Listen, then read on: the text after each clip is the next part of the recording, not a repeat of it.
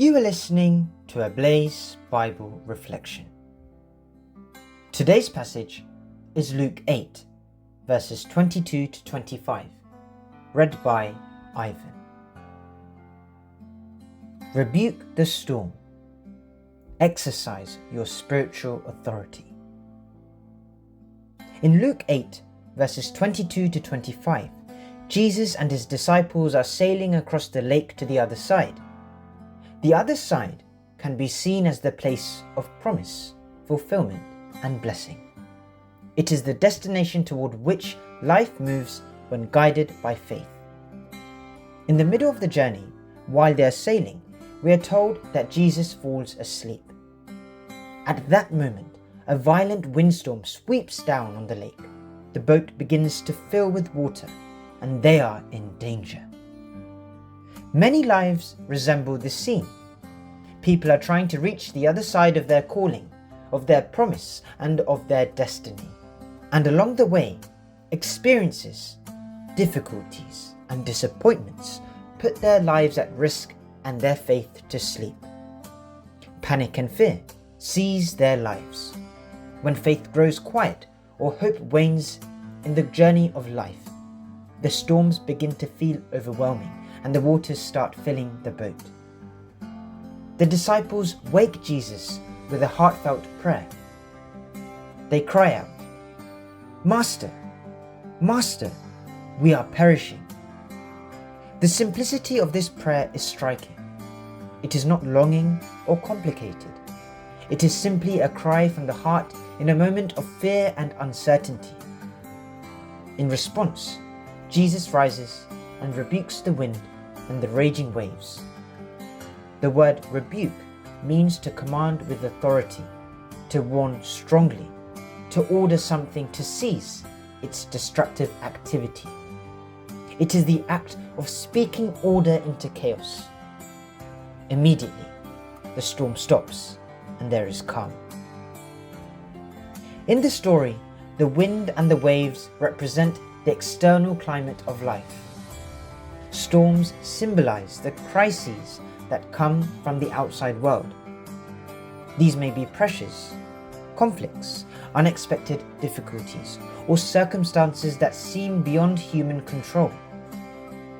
When Jesus rebukes the wind, he shows authority over this external chaos. The act reveals that divine authority can confront the forces that threaten the journey. The raging waves can also represent the internal climate of the human heart and the troubles of the mind.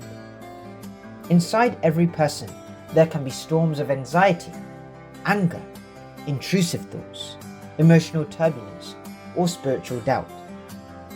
Often the inner storm is louder than the outer one. When Jesus rebukes the sea and calm appears, the image suggests something profound. Peace can begin internally, even before circumstances change externally. Inner calm can arise before the storm outside has fully passed.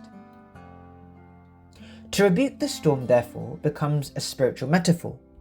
It means confronting fear instead of surrendering to it.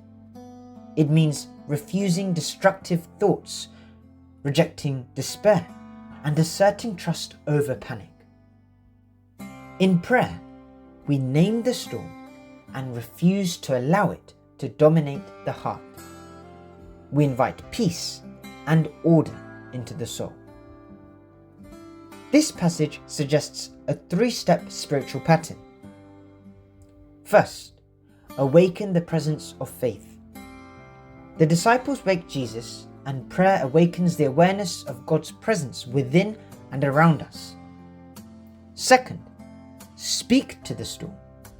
Jesus rebukes the wind, and spiritually this means addressing fear and inner turmoil rather than submitting to them. Authorize that which menaces and oppresses you to cease forthwith. Third, receive calm.